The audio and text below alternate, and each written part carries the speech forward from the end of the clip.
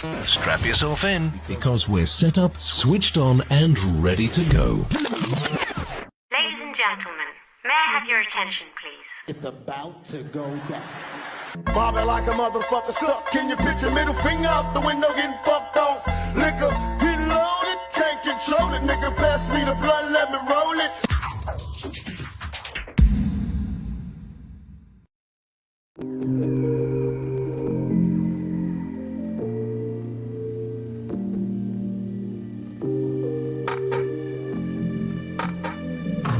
We here.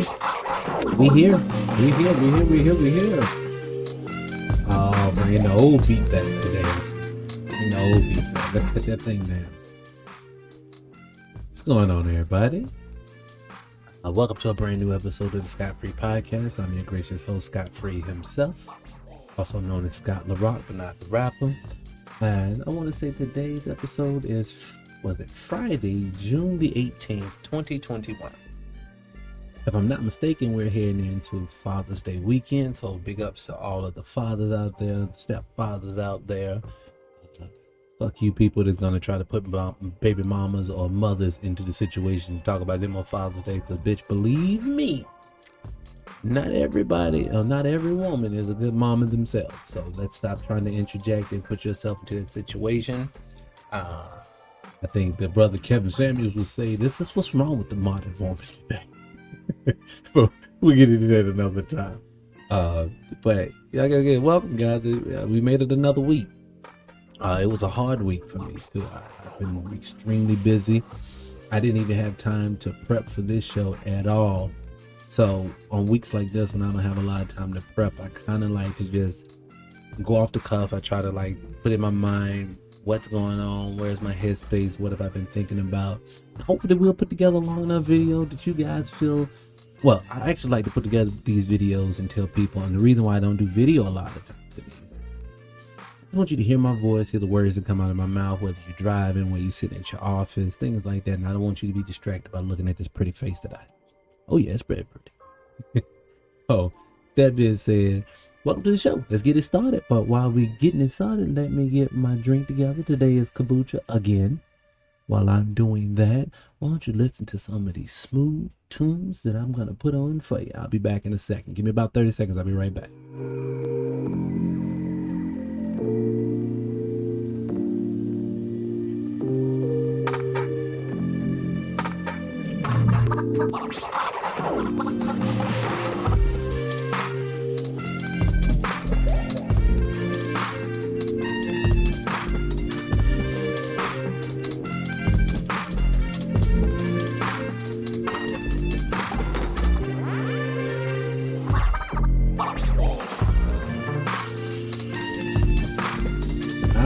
Alright, it ain't gonna take a full 30 seconds. Let's just get to it. I know you people didn't come here just to hear my jams.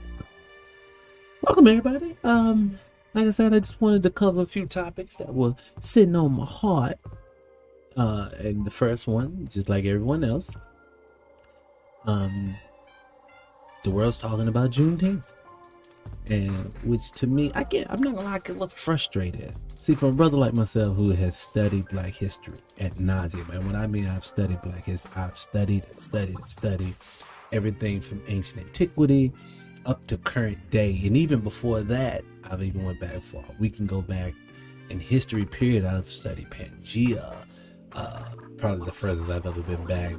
Civilizations as far back as Mesopotamia, things like this we can get into if you want to eventually. But I've studied a lot of history, and one thing that frustrates me the most today is when we act like we can't do anything on our own. And we really do. We act like we can't do anything on our own, because to me, I think, not to be a Debbie Downer, but to be honest with you, this Juneteenth bill makes absolutely no sense to me. If you really pull back the veil and think about it, does it really make any sense? So you make it a federal holiday. And if anybody, unless you've been living on a rock, you probably have heard what I'm ready to say. But if you haven't, maybe I'm the person you should get it from there. But the thing that bothers me the most about signing this into law and then making it such a big deal, that's my biggest issue. Juneteenth has been around they've been celebrating Juneteenth since the 1800s. And all of a sudden in 2021, today, people recognize it just out of the blue. We're going to recognize it. And then two, I think it's really disrespectful, because if you really want to celebrate the end of slavery, why didn't you do it the proper way? Technically, that form of slavery, because slavery is still here, whether you realize it or not, but chattel slavery, that form of slavery ended for the masses of black people in this country on January 31st, 1865, not June 19th, 1865. And from my studies, to be honest with you, Juneteenth, the reason why it's called Juneteenth and not June 19th is because we literally don't even know what day majority of the enslaved people in Texas, because this is where it comes from, Texas, actually even knew it. Backstory, y'all. Juneteenth became a thing because as the Emancipation Proclamation was signed in 1863, I think it went through the House in late 1864, early, like I said, January 31st, 1865, if I'm not mistaken, is when it passed the Senate, making so-called enslaved people free. But again, we can get into that because slavery has never ended. Child slavery ended. That it moved on to different forms. But I think it's disrespectful because, for one, we want to, well, people think they slick, but they not funny. So you're going to celebrate the fact of you told one of your states to let people go, and they decided, nah, we're going to wait another 6 months before we let these niggas go. And that's the holiday that you guys want to highlight and put up here. And then here's the trick bag, in my opinion. It's a federal holiday. I've been looking for the numbers on how many African Americans or Black Americans or foundational Black Americans, because we are different. I've been looking, trying to see how many federal workers actually are, well, period. I'm trying to find out how many Black people are federal workers. And for what I can tell so far, we don't even make up a large percentage of that. So generally, what I feel like these people have done is they know they play on the heartstrings by signing the bill. And they use old niggas to do it. Matter of fact, I'll show you what I mean. They love to use old niggas, and then I'll come back and finish my statement. But let me show you what I'm talking about real quick. Hold on 1 second. Let me show you this. Let me show you this real quick. Liberty, let our rejoicing rise high as the listening skies. Let it resound loud as the rolling sea. Sing a song full of the faith that the dark past has taught us. Sing a song. So, and I just wanted to show y'all that for a reason. And I'm going to show it to you for a reason. Well, the reason I showed it to you, let me say it that way. Hold on 1 second, let me pull that down. It's because media control blacks are like adult children. That's the topic of today's show. The reason why I wanted to say that, and I wanted you guys to look at it, because what you're looking at was right here is Joe Biden signing the Juneteenth bill into law, surrounded by nothing but old Negroes. Now let this sink in first before I be disrespectful. And I'm not trying to be disrespectful to all older people. I respect my elders that respect themselves. These niggas here don't respect themselves. So there's no way for me to respect them if they don't respect themselves. Because all I'm seeing as I was watching this, I'm thinking to myself, so we're singing about a day that literally only pretty much white people are going to economically benefit from. What do I mean? Well, when Juneteenth run around here, or June 19th run around here every year now that it's law, generally what you're going to see is, you're going to see a bunch of white people with the day off. And when they take the day off, they generally like to do things. They like to take the family out and do things. Guess who's going to serve those people on that day? Yo, enslaved black ass. They go to Walmart to check out that day. Who's going to ring them out? A lot of places, especially a lot of places, black people. Yo, black ass, you're not getting that day off. Now, once you finish serving white people again, then you will then in turn be able to get the rest of the day off, then go celebrate it, which we was already doing in the first place. See how the trick bag works? It's really not a big deal. And I've learned from watching things. One thing I've learned since COVID happened is that we do a lot of symbolism for black society. That's what they do for us. Nothing's ever tangible. Nothing's ever tangible. it's always some symbolism. This is symbolism. That's why they sing when they do it. That's why they like to show you black people around him like this is actually a good thing. And they love to have old black people, because older black people, we generally, through osmosis, we actually show them some level of respect like they're supposed to be respected. And I honestly feel like this, I don't think age should be the determining factor on whether you should be respected. The work and your integrity should be. And to me, each one of these people have called themselves a representative for us. And as I look in the picture, I know some of them, not all, but the ones in the picture that I do know don't do anything for black society. They don't at all. And at the same time that they want us to celebrate Juneteenth, they have this thing called, critical race theory, which really has no meaning. And then in my opinion, well, it has no definitive meaning. And in my opinion, the only thing critical race theory is basically white people telling you, yeah, we're not going to talk about slavery no more. Yeah, we're not teaching your children, we're not teaching our children, we're just going to basically pretty much leave it out. But at the exact same time, we're going to make sure we keep celebrating 9/11 every year. At the same time, we're still going to celebrate the end of the Holocaust. Because you remember that slogan is never forget. Black folks' slogan from white people is always forget. And this was, I talked about Tulsa a couple of weeks ago, but that was the 100-year anniversary. And I just honestly, I'm just tired of the bullshit. And for me, I think the reason why I'm so tired of it is because, in my opinion, I'm a grown man. I'm not a child. I was sitting here, I was listening to some of these people talk yesterday, and they love using words. And you hear this all the time when you turn the news on, TV on, television program that wants to talk about black people. They want to always either call us a people of color or a minority. Excuse me, sir. Happy birthday. Excuse me. It's them kabootches, y'all.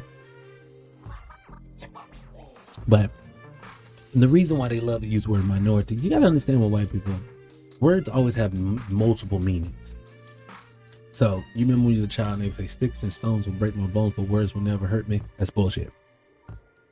Words are the very reason your butt is actually in the condition that you're in as a black person. It really is. Whether you realize it or not, that is your main purpose. Their main purpose of their words is to do double duty. So, like with the word minority, the etymology of the word minority, or the root word of the word minority, is minor, not what they have kind of funneled you into believing that the word means. Minority only means you're childlike.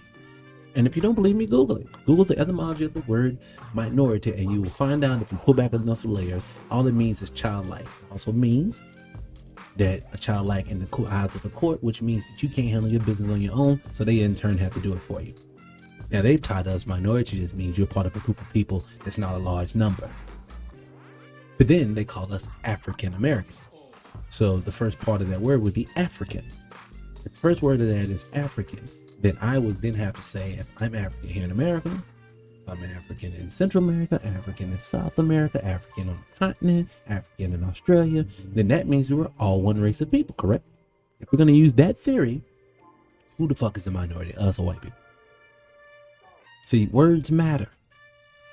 Because if you still run around here calling yourself a minority, then you think you don't have the numbers, which in turn you won't see other people across the world as your brothers and sisters. Then in turn, we're separated. They can keep kicking our ass. See, words matter. It ain't just sticks and stones. One thing I've learned about white supremacy is this: they don't get to the sticks and the stones until after they've used their words first. It's called warfare versus war. Warfare is using the Bible. Warfare. I guess warfare is warfare. It's a level of warfare itself. So what they do is they paint a picture and they present it a certain way to you. Now, if you refuse to receive what they're trying to make you do through warfare, here comes the sticks and stones, aka war. You know? Do your homework. Go back and look at the world right now. You'll find out that every country that we're beefing with, or we're actively beefing with currently today, will be the only countries left that's not part of the banking system that the Rockefellers or the Federal Reserve runs. Now, I don't know if that's going to get my channel shut down. It really doesn't matter. I speak truth to power. If that makes sense. Sip my drink.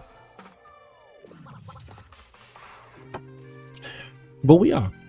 We are definitely, old media are like children. I was talking to my daughter the other day at dinner time. We was discussing, and I talked about this, I touched this a little bit on a previous episode, but we were talking about why is it that black people in Hollywood don't do their own stuff. And it started because, you know, in my house on Saturday nights, we a lot of times do movie night. And some weekends, what we do, we like to generally go back to like the 80s and the 90s, and we watch a lot of those black films, great black films that we used to get that we no longer get anymore. And my daughter made a good point one time. She was like, well, why is it that they were able to get more, real black content on the air? Not this bullshit you get today, like Blackish, Grownish, and all this watered down bullshit that white people want you to watch. But why were we getting real content, real education about black things? Because I'm be honest with you, people, even educated people who are so-called woke people today, go back and watch some of these older films. There'll be a lot of things that you watched when you were children or a lot younger. I was a child in the 90s. But you would find out a lot of that stuff that they in there, it was things that you didn't even know that were in there, and it was big up in black stuff. But the problem, like, I remember, I'll give you an example, go back and watch the Cosby Show. Y'all may have saw this. Bill Cosby wore a lot of HBCU gear and things like that. Martin wore a lot of HBCU gear. Those were, like, to me, silent protests, you know? Because a lot of times to get across your message, you don't have to, yell and scream at the top of your lungs. Go watch and look at some things like How I Learned. I saw a lot of imagery and things in that we can take from it. We got a lot of this stuff before, and my daughter wanted to know, well, why was we able to get that done? And we didn't have the internet then. And she's right. So it got me thinking about it. How was John Singleton able to get so much content? And how was Tupac able to break through with a lot of the rhetoric that he was speaking about? It was because I think at the time we had a better sense of ourselves. But the problem is, these niggas, let me say these niggas again. The problem is, these niggas. These are your problem. I know we don't want to hear that. I know we don't want to blame white people for everything we got going on. And these people are a product of what white people have put out. But they're the problem. The fact that they're willing to take crumbs off the table versus trying to build an economy for ourselves, and they're the problem.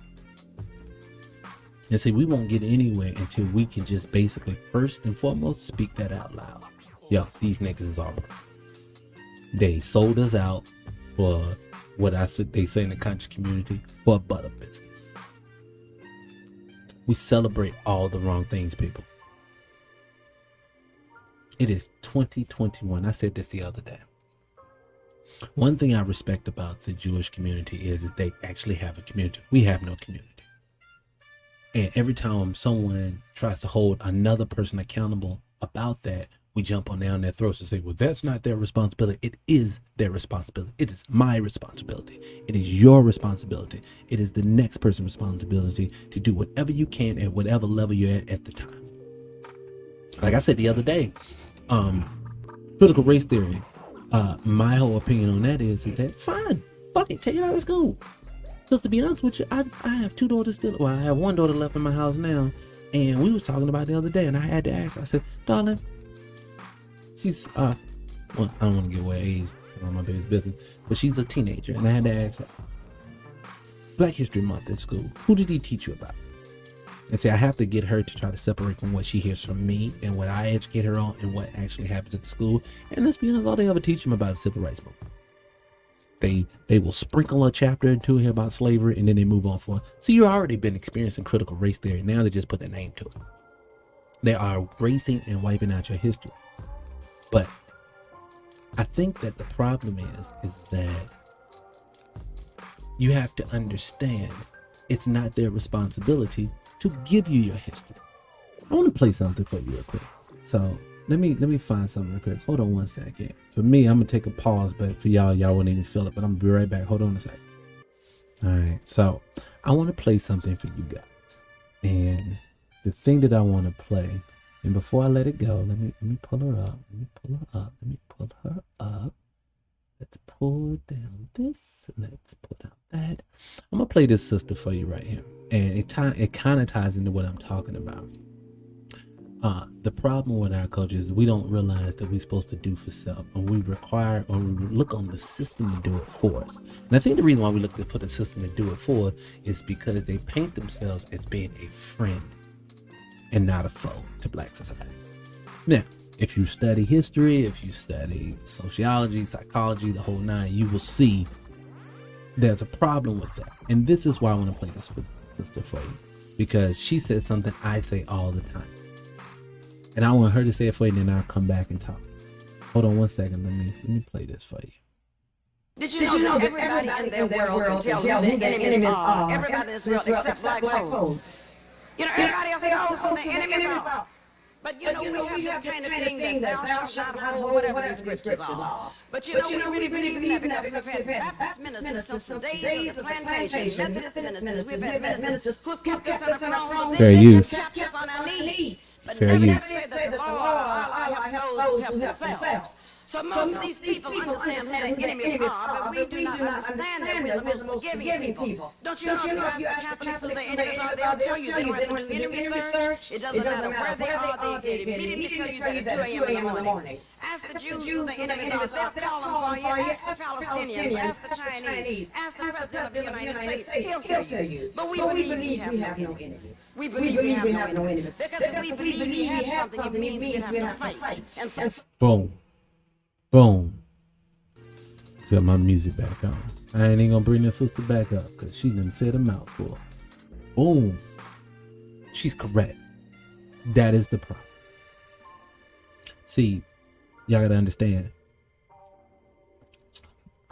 White supremacy is forever evolving at all times. So when you look at white supremacy in 1865, and then you look at white supremacy at the turn of the century, 1900, you won't be able to notice this. It's the same thing in a different form, and it's consistently changing. And the biggest thing of it all, I don't think the majority of Black people even realize that. I don't think that they know that the system is out to get you. I hear people say all the time, because they keep propping up Black people to come out to speak out against people who say this critical race theory is wrong. And they always want to use the thing, well, I'm special, I'm this, I'm a third. Matter of fact, let me show you somebody else and I'll tell you what I mean when I say this. So I want to play something for you real quick again, because this is where it's at. So now we have, and if I can find it, hold up, this. Okay, this young man here. See, like him, they like to prop up people like this young man to speak down on your history, speak down on you being able to basically express your pain, to let the world know, hey, nigga, this is rough out here for us, and these people are doing it to it. They keep propping up idiots like this. Now, what's crazy about this guy is you have two types of ignorant Black people. You have the willful ignorant one, the one who knows what he's doing. Then you have the unwillful one, like this dude. And I want you to hear what he has to say. So let me show you real quick. And again, if it hadn't done this fair use, anybody, I'm not trying to steal these people's videos. I'm just playing it from their platform. So this is fair use. Listen to this. You talk about critical race theory, which is pretty much when we did how to hate each other, how to dislike each other. That's pretty much, I don't care what you say, it's pretty much what it's going to all come down to. You're going to deliberately teach kids, this white kid right here got it better than you because he's white. You're going to personally tell a white kid, the black people are all down to suppress. How do I have 2 medical degrees if I'm sitting here oppressed? Because it's called you did it despite your oppression, you dumbass. That's all I was going to say about him. That's the thing people like him don't seem to understand. Did you ever notice people like this guy? You ever notice with people like him? They love doing this for it. Now, I agree with you. Let's use sports as an analogy. Everybody can pretty much understand sports because we've all either grew up on it or we have somebody in the house that grew up with it, watching it, and you catch it by practice, right? You ever notice that in sports, let's use the NBA right now. I think the Bucks play the Nets tonight. Game 7. It's all on the line tonight. Now, how much easier would it be if KD could go over to the Bucks huddle and tell them the exact plays they're ready to run? Of course they're going to celebrate and say, thank you, Durant, you did the right thing. I love you for this. That's what this brother's doing. It's the equivalent to me. For one, when you stand in front of these people and you talk down about black people and their issues, that living their experience, these people are not living the experience of what black people are living. And then two, this brother can't get out of his own way because he doesn't understand he's made it despite racism. Brother, in slavery, not every black person in this country was enslaved. I don't think people like this understand this. They always use a buffer class in the middle to keep you striving to want to do more, to keep you ignorant when it comes to it. He's a propped up nigga and doesn't even know it. You want to know how I know he's propped up and he's wrong? Let's show you why. I ain't gonna play it again, but I'm gonna show you this. Let me show you. If you can look in the background, which you may not be able to see it, but in the background, there's all white people. Here's a clue, dumbass. If you're talking to a group of people that don't look like you, and what's coming out of your mouth is race related, and they cheer, you're on the wrong team. It is simple as that. I know you want to believe that you're just highly intelligent and the rest of us Negroes are just stupid and dumb, but that's not the case. And I hate to say it, but just like every other black tool of white supremacy, once they're done with you, they're gonna break you, sir. They always break their tools. I think it was Jason Black of the Black Authority had said it himself. White supremacy have always used other stupid Negroes as tools of white supremacy. When they finish with them, they break them. So for him, I would love to know his name. I do not know his name, but I can promise you this: if I did know it, once he's done, they're gonna break him. And I don't even think he understands it. And that's the sad part. But you want to know why he doesn't understand that? Because I think he fits in to the media control blacks are like adult children. He's a child. He's a, what did he say? He was a doctor. I think he says he got 2 degrees or some shit like that. But he's a child. See, one thing I can tell you about black society, and I've respected a lot of men and women in my day. But the older I get, I realize that when I start having conversations, especially with older black people, they have fully bought into the system of white supremacy, whether they even know it or not. See, let's go a little deeper. When you are a true man, and I'm gonna speak to the fellas first, because men, we whatever we do, our women will follow that lead, especially if it's the right thing. Through osmosis, we'll do it. But one thing I've learned as a man in my older years is that I can do and say and be whatever I want to be. He's correct in that. But to be what I want to be, is going to be opposition from the other side. Now, the difference between me and this brother is this. Yes, I can be whatever the fuck I want to be. But I also understand the pitfalls that's going to come in play are going to come from these people. They have put them in place. So for me to become successful, I have to now learn how to navigate beyond their bullshit. So for him, again, it's not because racism doesn't exist. You're doing it despite racism. And the more education you have, the easier things do become. See, they play on our ignorance. I know, like, the last couple of weeks, they've been talking about this whole black women wearing bonnet things. Well, the reason why I don't get involved in things like that is because black people are the only society or the only group of people who are measured by the worst of our people. Yes, when you're wearing a bonnet in a Sprint store in the middle of the day, you're the worst of our culture. There's no excuse for it. And it's not really even about the bonnet. It's about representation. It's about imagery. See, the reason why a police officer can stand in the street and shoot you dead is because the imagery that the media mainly puts out about us is that we're not worthy of even being treated like a human. It's our responsibility to force everyone to respect us. And that's the part of when I talk about man shit that I feel like most men miss. It is your responsibility to the death to make sure people put some respect on our name. Now, do I want to die? No. Do I want anybody I love to die? No. I want to live a full life just like the next man. But to get there, I have to understand that it's going to be, not all of us are going to make it. That's what I'm trying to say. And it's just sad that as a culture, we're so messed up that we can't even get to moving forward because we have so much ignorance in our culture that we can't even hit start. You ever heard the expression, I'm so broke that we had to save up to be poor? Well, that's black society. We're so screwed up. We have to go through so much counseling and rework from what we've already known just to get back to scratch. We're like a bunch of pawns in the system. If you know anything about chess, the pawn is the smallest, weakest figure on the board. Now, he makes moves. He can do damage to you.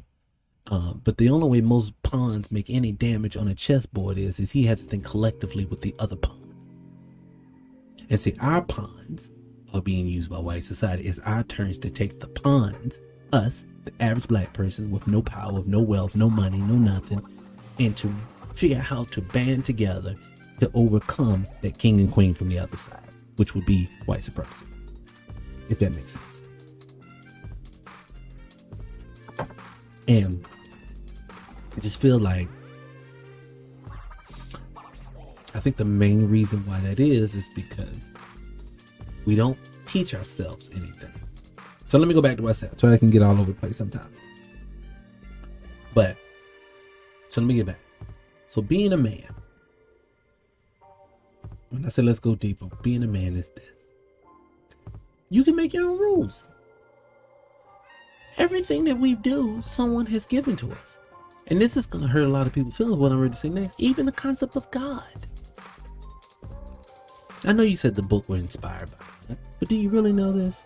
I know you said the Quran was inspired by Allah or God again, but can you prove this? So just take today. If we have a group of people, white people, who are literally will lie and say whatever they need to do to get things done in their favor, who's to say 2,000 years ago, especially in Rome, when this is where we're really getting a lot of this from, didn't have the same type of world we was living in, that they was willing to say and do anything to get you to do. You ever stopped and thought that before? Now, I know you're going to say, no, I can fuck with that, but I know God. God has talked to me. How do you know that was God? Because, to be honest with you, the greatest of all beings in the universe, because this is what happens a lot of times, especially for people like me. I've had people come to me and say, God spoke to me and told me I want to tell you this, that, and the third. Well, why God didn't talk to me? You see how much that hype is? See, everything is subjective with religion. And they know this. And they keep us from even thinking with a tangible, realistic mind. They want everything to be religious or spiritual or non-tangible way of thinking. And it's been working. It has worked since the times they got off them boats and came out of them caves. This shit has been working on us. Ooh, I got the burps today. But all that I'm saying is that if we ever gonna get out of this condition, we are not going to vote our way out of it. I know you want to think that we are, but we're not. It doesn't work like that. You can go in history. I say this all the time. You can go into history, and you can show me what an oppressive group of people able to vote their way out, was able to love the people that were oppressing them to get out of their condition. If you can show me that, I'm with you. I will get back on that board with marching and all the other bullshit that we do. I will get right there with you, and I'll be your one that ride or dies with you. But I need you to show me that in history. Because my study of history always says the same thing. You get through it through two ways, either through blood, some type of currency. I would say money, but money, the way we know it today, hasn't always been the system that every country used, for lack of a better way of saying it. So, let's say this. You're afraid to die. I get it. Nobody wants to die. You put here, you want to have a time, you want to live a certain decent lifestyle. I get it. Why you can't put your money where you want. I get it. Now you're starving, you can't do this and the third. I get it.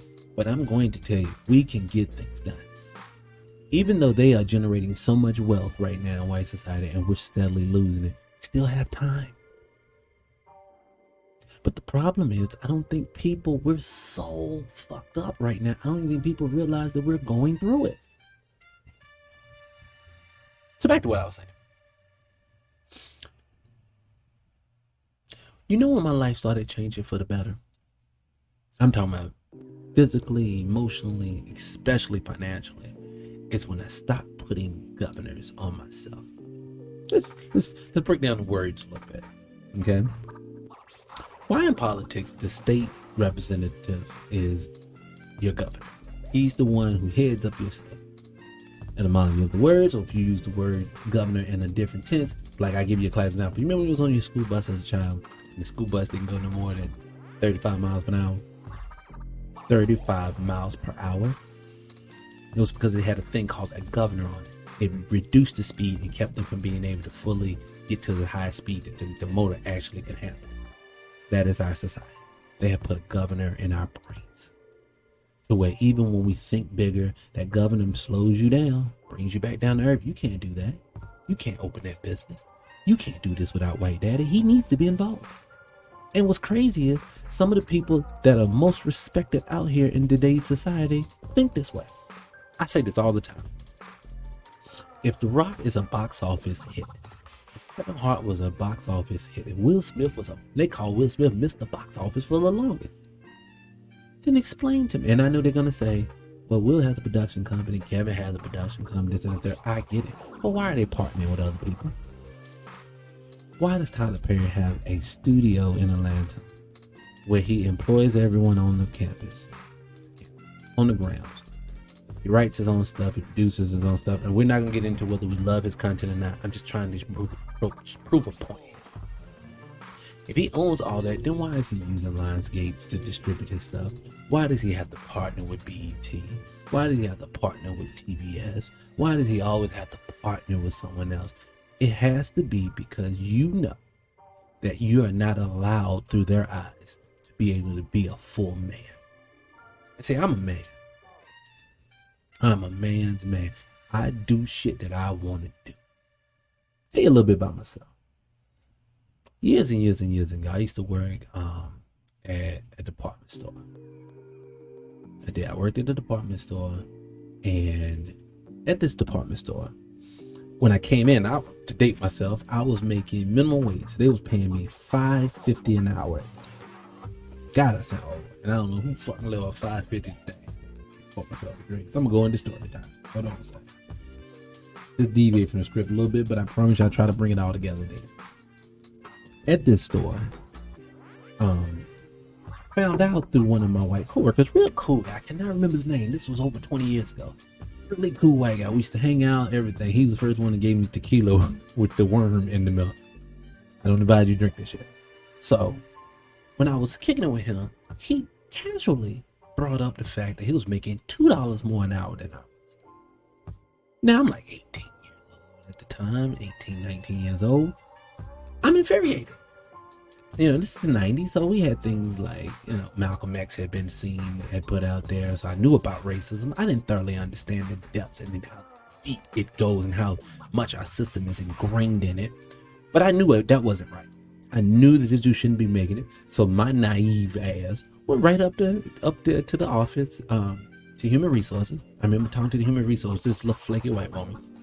And I said, yo, I don't think y'all know, but my man, let's just give him let's call him Corey. Corey, my fellow, workmate over here, just informed me he's making $2 more an hour than I was, excuse me. And I was like, I don't understand this, and I've been here long. I actually even trained Corey, okay? And what she said to me at the time made perfect sense. She said, well, you have to understand, we pay based on experience.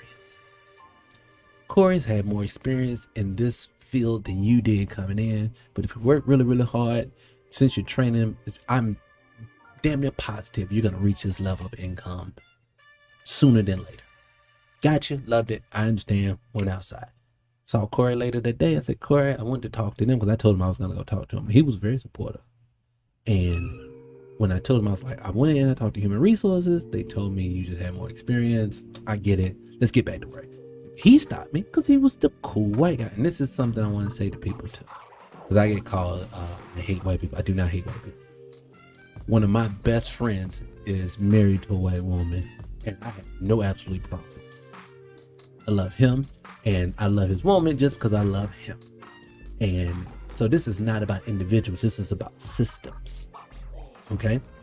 And another good white guy, Corey, said to me, yo, Scott, I don't have no experience, man. I mean, he was like 18, 19 at the time. He was like, yeah, I go to college right now, my part-time. I'm doing, I think he was doing some like cake decorating or some shit at the community college. He's like, dude, I've never done that before. We was working in the lumberyard at the place. And he was like, I've never had this. I don't know what you're talking about. So, and this is what I call a true ally. He was so enraged by this because he saw the hurt that was happening to me and the lies that was being told to me. He quit. But before he quit, he told him, the reason why I'm quitting, I do not want to work in an environment that will take another person who has taught me my stuff and a good human being. Speaking about me, I can't work for an institution like that. That right there is man shit. That is the dopest man shit I've seen. I do not even remember his name, but I respect that brother to this day because he did some shit that we're not willing to do. This whole do for self, I'm an individual, this shit is killing our culture. And I tell that story, and I forgot the reason why I was telling the story, but I tell that story because, again, man shit is what we have to get to. Okay? If that makes sense. So, yeah, so it just, that's my biggest thing. I don't think that we're being men. And to be honest with you, I get it, you know, but at some point, you got to let your experiences lead you and not traditions. Ooh, I wish I had my, because that was dope shit. I truly agree with that. We gotta we gotta stop letting these traditions lead us. Use your common sense. Common sense will tell you, if every time you turn the TV on and the only person you see being shot is black people, but then you turn that same news channel on, they will tell you, but let me make an excuse for it. Eventually you gotta use your common sense. That's just an excuse. And remember, like, they will literally have seen judges tell people, not just law enforcement, they tell everyday white people, fuck up. You know, I didn't want to mess up his career. I didn't want to do this. That's why I gave him a lighter sentence than the third. But then when we do something, we commit a crime, we do something out of the pocket. What do you always hear? Ignorance of the law is no excuse.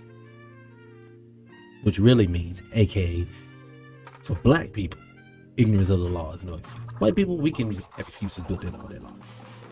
And so what I want everybody to get to is to understand is that we can be free. But you got to express yourself, and we have to think collectively. And if you are not on board, because I'm going to tell you where I'm at right now. I am not on this kumbaya with black people train. I am on a like-minded train. We have a whole grassroots. Also, I was telling my daughter earlier today, you want to know how you can tell a black person who's actually about black empowerment versus the black person who's not, especially the ones the mainstream media puts in front of your face? Is this way. The reason why a lot of businesses use social media as a platform is because they use it to connect with their customer base. Excuse me. So, company will use Twitter, put out a statement, talking about a product, this and the third. People will go into the thread. They will tell you whether they like it, dislike it, and then they kind of tailor towards that. Yep. This always works in business. I'm a business-minded person. It makes total sense. You would not sell ice to an Eskimo because there's ice every fucking where, right? Common sense. So why is it in black society they choose not to follow the same business model? I've watched and I do this all the time, and I implore you to do this. Go to the NAACP's website or their Twitter account. Go to the Black Caucus Twitter account. Go to what's the bitch name? It's part of the Welcome to a brand new episode. Sorry about that. Doing too much. Hold on a second. What's that lady's name? Let's see if I can find it. Sheila Jackson Lee, I think it's her name. Or Sheila Lee Jackson, whatever her name is. The lady out of Texas that does the HR 40 bullshit. Her. She damn, I fucked myself up. I forgot my whole point that I was going with right. What was I talking about? Come here. That's what I'm thinking about. That's what it was. I went to go to her page from time to time, and they make comments like right now they're on this whole Juneteenth thing. They post about it, but then I go to the thread. I can give a fuck. I can care less what they're talking about. But I go to the thread, and the Black Caucus, newsflash, black people are your constituents. NAACP, same goes for you, and so on and so forth. So when your people are telling you this is not what the fuck we want, why the fuck are you pushing it if you really are about black people? Come on, be honest with yourself. Tell the truth. You ain't here for us. None of you are. Now, are there members in there who actually think that they're doing good work? Of course. Nothing's in a vacuum. Right? Black people are not a monolith. Okay? Understand this. I totally understand this. But I also know it is not good business to go against your market. And these people have shown themselves to be an enemy to black society in blackface. And I don't want to just single them out. It's damn near every person you see on TV. It's all an illusion. None of this stuff is real. Everything that you see on TV every day was meant to keep you in the current condition that you're in. Right? I saw today people were celebrating this whole Juneteenth thing, so we excited about this in the third. Did y'all know this was part of Donald Trump's platinum plan for Black America? That people, every black politician, Democratic politician, and every one of their bootlicks that follow them said, that's nothing, Burger. That ain't shit. Joe Biden will come with it. No. You mean the guy who does nothing for you? You mean the guy that gives you symbolism, but no tangible? So my point to you guys is this. Donald Trump was never going to do anything. Here, let me just say it this way. And I'm not going to dwell on it too much longer, because at this point, if you're too ignorant to catch this, there's nothing I can do for you. I want to talk to the people that I cope with. Here's a newsflash. No American president, congressman, House of Representatives, governor, mayor, or anything else, whether white, black, blue, brown, or green, is ever going to do anything to get you out of your condition. You have to get you out of your condition. You have to think black first and foremost. And this is for the black people who can come to you and say, that's the first problem. Calling yourself black, you're not a crayon. I understand. I understand maritime law. I understand all of this concept. I get it. But my thing is this. So getting back to being a man, I call myself whatever the fuck I want to call. Did my mama and daddy name me Scott Free? Fuck no, they didn't. I named myself. Why? Because I'm a free fucking thinker. Think the way I want to fucking think, and I'm going to do whatever the fuck I want to do. Now, at the end, if somebody gets in my lane, I have to deal with those consequences. One of the dopest sayings from one of the ancestors that I live my life by was by Kwame Ture, a.k.a. Stokely Carmichael. He made the statement, and I hope I don't fuck it up, but he made a statement on the lines of this, and I'm paraphrasing, I think. If a man wants to kill me, that is his problem. How did he say it? If a man wants to kill me, that is his problem. Now, if the man has the ability to kill me, that's my problem. And the problem with it is we keep asking instead of demanding. Remember you was a child, but then you to have fathers around or mothers who understood this. I don't want to single out women, think that only men can tell you this, but remember when your father used to sit you down when you had a problem, say with a bully or somebody you was having confrontations with in school, and he said, don't ever let a motherfucker put their hands on you. If someone put their hands on you, you hit them back. Right? That was told to me. My dad told me a story one time, and I think I told it on here before, but if I didn't, oh well, I'll tell it again. My dad told me one time I was having problems with a bully. This was years ago. I was maybe third grade or something. He said, you ever want to test a bully? If you don't want to have to deal with a bully the rest of the school year, this is what you do. Next time you see that bully by himself, you challenge him. You say, look, after class or after school, whatever it is, man, you can go right down here in the street. Because obviously you got a problem. We can fight this shit the fuck out. And at the end, you can come out and tell everybody you beat my ass. I can tell people I beat your ass. Only people I know is me and you. And if you don't want to do that, you got three options. We can do that, The second option would be we can keep fighting every fucking day. Cause ain't gonna be no just bullying me. We gonna fight every goddamn day. Or you can leave me the fuck alone. That's which option that brother took. He left me the fuck alone. Now, each bully may not take that same approach he did because he was a coward. But you may have some tough ones out here. But you fight tooth and nail. Believe me, don't nobody want to fight every fucking day. Don't nobody want to fight every day. The reason why they're bullying you is the same reason why white supremacy is killing you. Because you allow it to happen.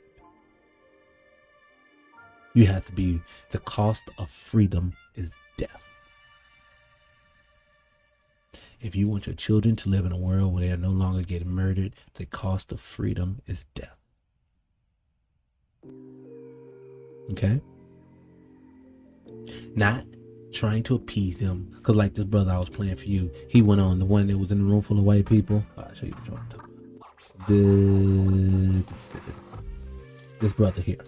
This brother went on to make the statement over and over and over again. If you're teaching your children hate, they're going to keep fighting each other day in, day out. And he said some other things. But what he doesn't understand is that it's not my problem to make white people uncomfortable with what I'm saying. That's their fucking problem. Blame their ancestors for it. You tired of us whining or complaining, or if you tired of us telling them we don't want this shit no more, do what's right by black society. See, brother, you are under it, and I'm talking directly to him now. Brother, you are very delusional. We are at the bottom at every statistical thing in this world. And now, unless you're going to admit that we're just inherently fucked up, the creators of the world, the one who gave you your math, sciences, and everything else, we just all of a sudden, 466 years ago, just decided we were just going to get stupid as hell for no reason. No, brother, what it tells me is that you have a pure European education and it taught you to hate yourself, and you don't even know you're hating yourself. I was going to say something earlier and got sidetracked because that's what I do. But even the concept of God, that's where I was going with, and I told you the story about it. Even the concept of God, the name God was given to you by man. Same way that you named it, man named everything else, we named it. He didn't name himself. You know what I'm saying? Everything is false. Everything's a lie. Black folks, it's amazing. Dr. Amos Wilson, one of the ancestors that I've listened to a lot, even to this day. It's amazing that these brothers in the 90s and the 80s and the 70s and the 60s, it's literally like these brothers could be living in 2021 and they had the greatest of understanding of how the world works, and they all died, and majority of us don't even know their names. Dr. Amos Wilson said one time, he said that to keep a people enslaved, you have to literally make them out of your mind. He was a doctor. This young man who looks sane, who speaks with good diction, very well put together, can go out and teach other worlds, doesn't even realize he's out of his goddamn mind.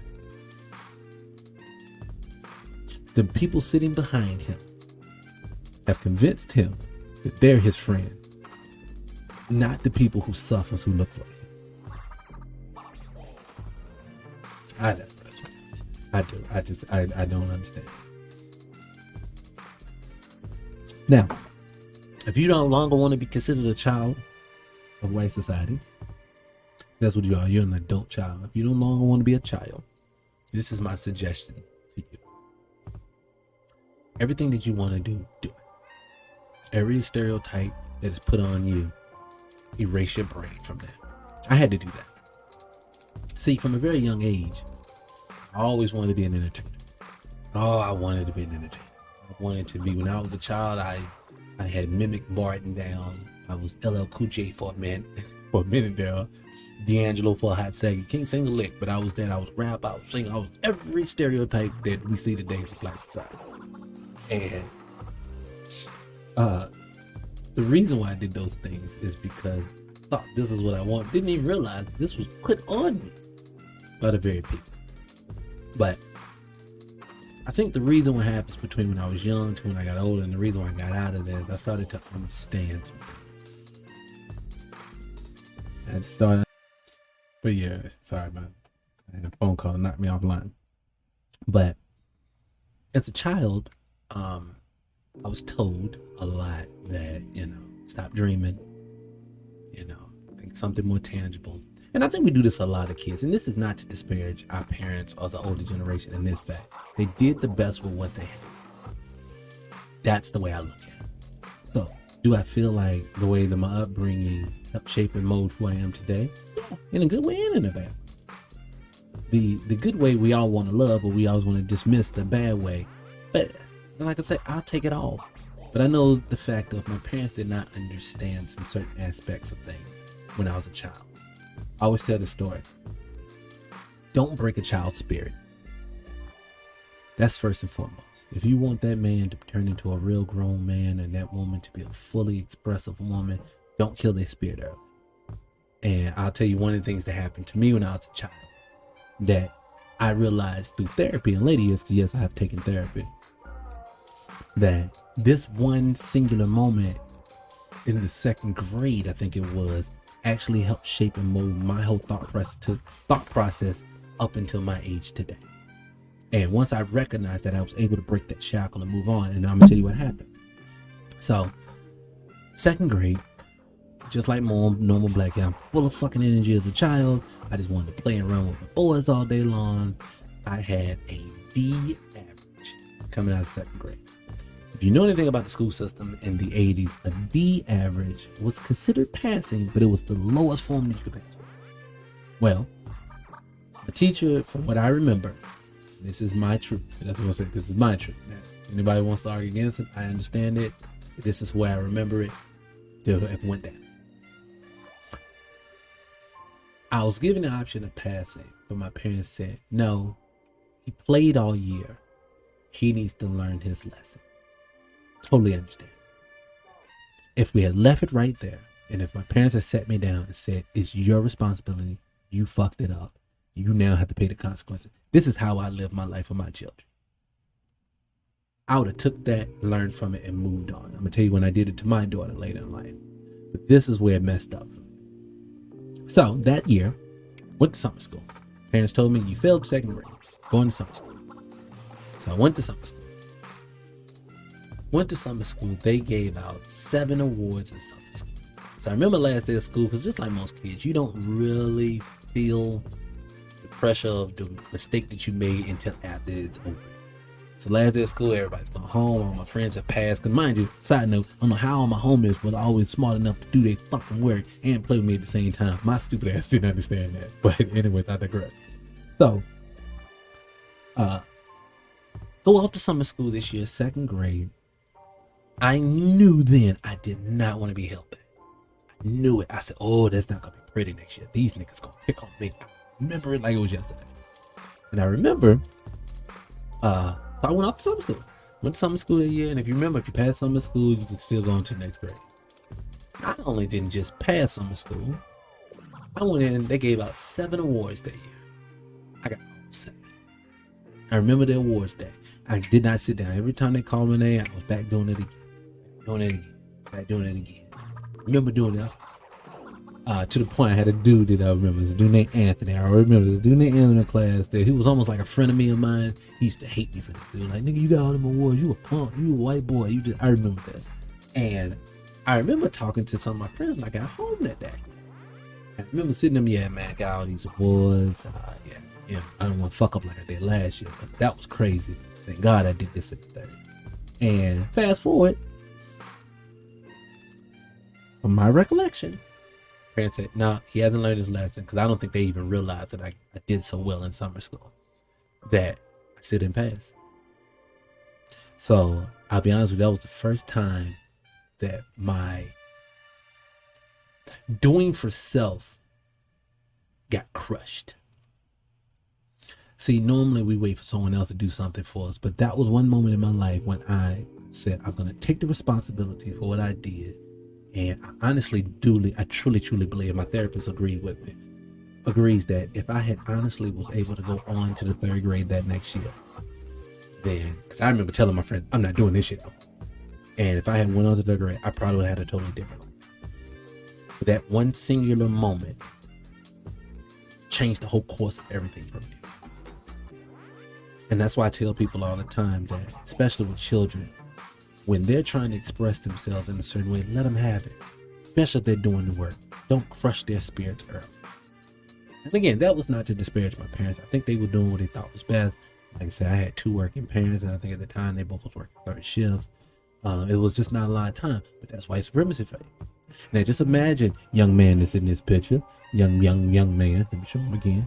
So we're gonna make it about this nigga, young man. So just imagine if my father was able to afford to take care of the family on his own, and my mother was able to be at home all day long to focus on my studies and not have to be asleep because she works 3rd shift to help take care of 4 children.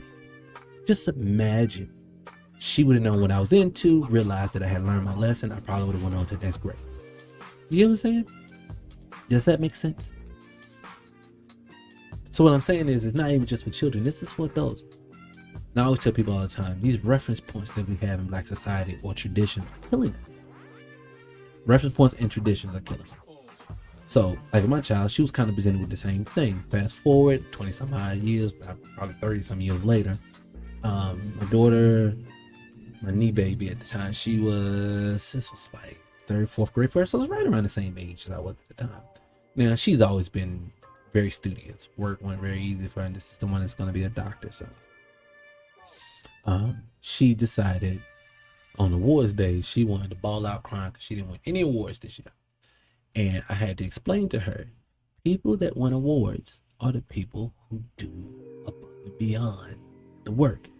She was always studious, so everything came easy. So she was doing just enough to get by. Needless to say, fast forward to her graduation of high school when she graduated 2 years early. So my daughter at the university, she's in her ready to go into her senior year of college now, is the youngest student ever accepted into the school that she's at now at 16 years old. And I remember on her graduation day, she won all the awards. I think she had them draped upon her. If I had the picture, I would show it to you. She was just like me in the 2nd grade. She didn't sit down. She win one award, she go back, she picks another. So when she goes up there again, it's only for you to sit down, darling. Why don't, as a matter of fact, at one point, I thought the lady up there that was handing out the awards was going to tell, why don't you, young lady, just stay up here since you get it everything? But she learned that hard work had to be done. Now, what if I had never said that to her? What if I told her that it was someone else's fault? Or what if I just disregarded it like it wasn't a thing because it is 3rd grade? You do not understand the reverberating effects that have on your children just from slight things. Parents, remember that. Just because it means nothing to you doesn't mean it's not everything to your child. If that makes sense. I don't know why I'm sitting here bearing my soul to all you people. But I guess to summarize the show, again, these people that are in the media, and when I say media controlled blacks, I don't mean just the people on the TV screen. I'm talking about also the ones who watches that shit.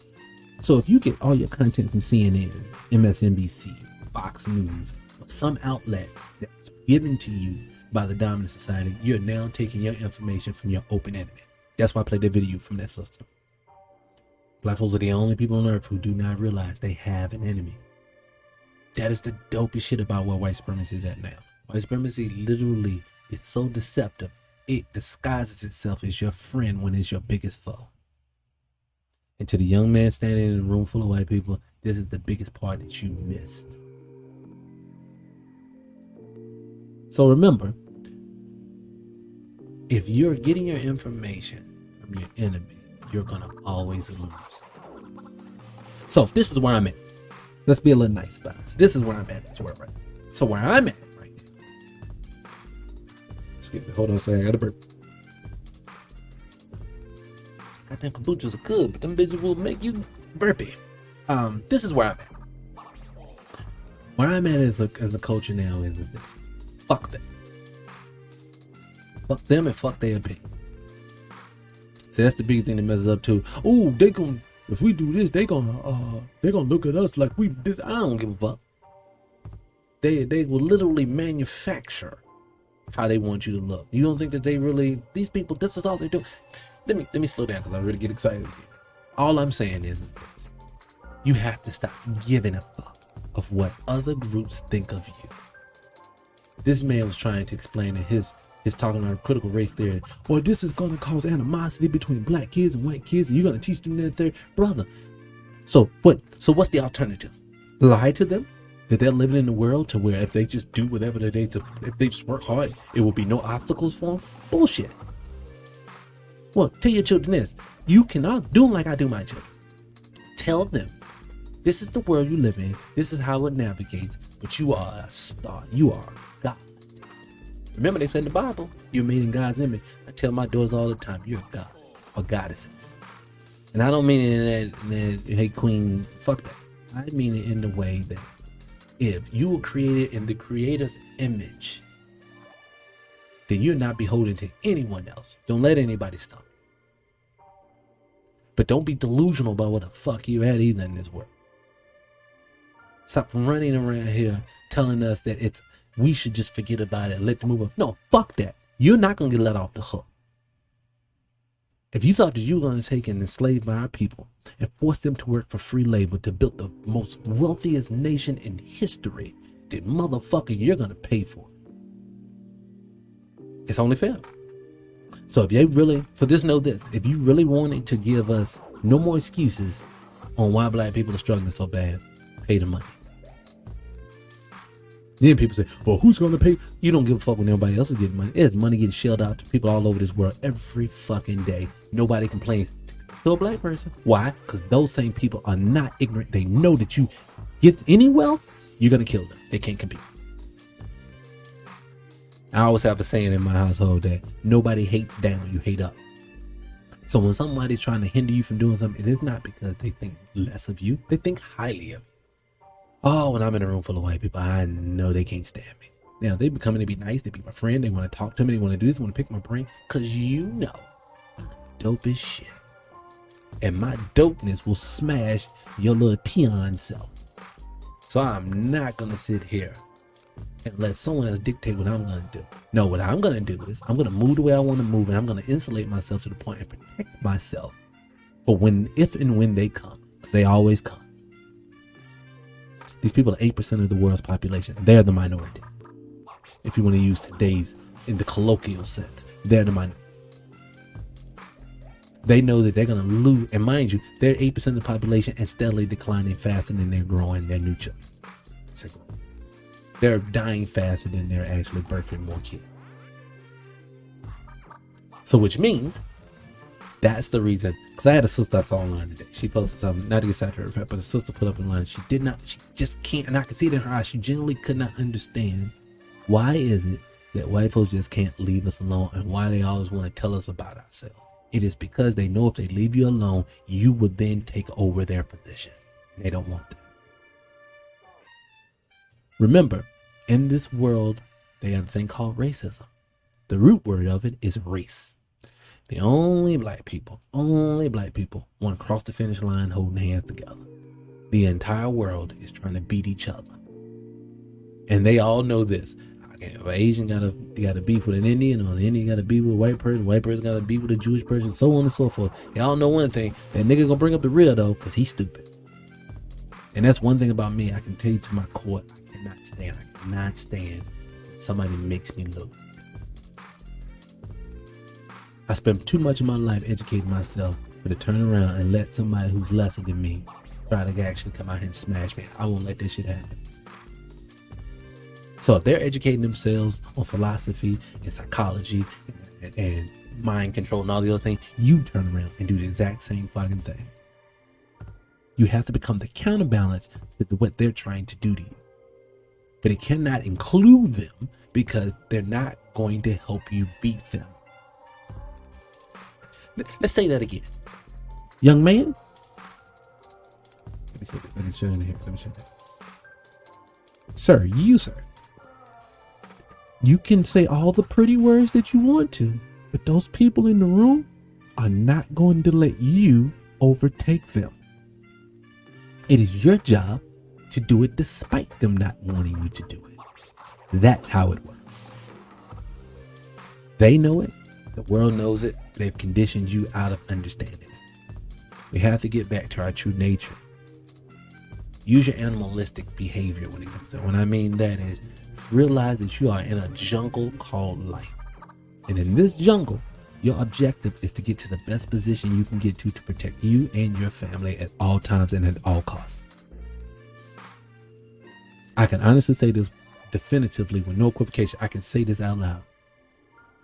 I will protect my family and I will protect myself at all costs. I do not give a fuck what someone else, whatever picture they want to paint of me. If you fuck with me, you know where my heart is, you know what my thought process is, you know any way that they would try to paint a picture in another fashion, it's not me. And that's all that matters to me. But this whole thing, we're going to have to get the world to all come together and agree that this is happening, ain't going to happen. Same way that you hear, well, reparations is never going to happen. Black folks can chop it up. This is never going to happen. Well, you know one thing I can definitively tell you ain't never going to happen? They're never going to help you beat them. Why do you think that they keep you talking about the vote for somebody? They keep you talking about the vote, not because it's so goddamn important. Presidents and all elected officials are selected, not elected. It's been proven.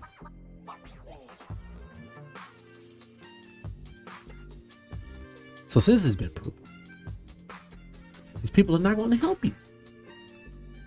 That's not their job to help you. They use the vote to keep you misdirected, focusing on the wrong things. Every time I hear a black politician talk about something, and I'm going to say this and I'm going to get out of here. They're always talking about health care, student loan debt, and what's the other one? I just said it. Started thinking about something else. But I do know they talk about student loan debt, health care, a whole bunch of things that are affecting our community. But the one thing they never bring up in politics is reparations, money that's owed to them. Why don't they do this? Because that is truly what racism is about. It's not about skin color. It's about economics. No one's going to help you economically. No one's going to help you economically. Since some people say, well, we don't have the money to pay you, because if we had the money, we would have paid you. That's not true. Do you realize 1/3 of all the money in circulation today didn't come to after COVID hit? 2020, they influxed over 1/3 of the income, 1/3 of the funds, the money, the currency, whatever you want to call it, into our economy was started since 2020. They're printing paper. They have digits on the screen. The only value that it has is that everybody still, to this moment, is agreeing to take that money as payment. So with that being said, you mean to tell me you just can't print the money and give it over to black people? No, because you know that black people are going to take that intangible item, turn around and buy something tangible like land. That's your wealth. We don't want that. I did a whole video talking about the housing market, I think last week, 2 weeks ago, where literally they're pushing black people out of being able to even own a home permanently. Do you understand this?